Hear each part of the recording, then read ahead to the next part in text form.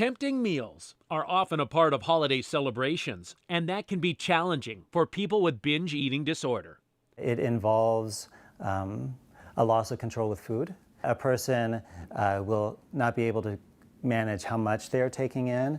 A person will not be able to stop when they feel they should. BED is a physical and physiological illness.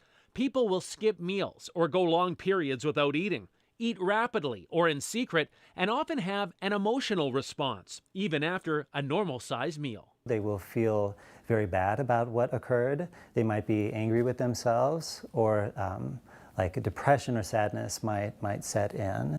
Clinical psychologist Erin Meyer at the Melrose Clinic believes it's crucial to have someone to share the struggles with.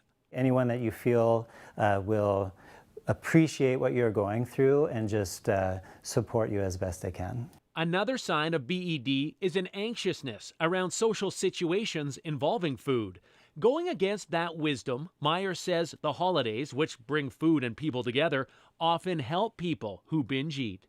You know, if we're eating around others, we have the opportunity to eat in a similar way to people around us, and also it provides some amount of accountability. Overeating once or twice during the holiday does not mean you have a problem, but if it's a continuing pattern, it might be a good time to reach out. The Melrose Clinic has a 17-week program where a therapist and dietitian take a group of 3 to 10 people through the healing process.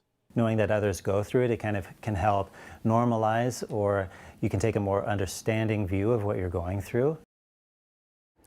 Yeah, if you're wondering if a problem may exist, a good first step is taking one of the online self-assessments Melrose Center offers.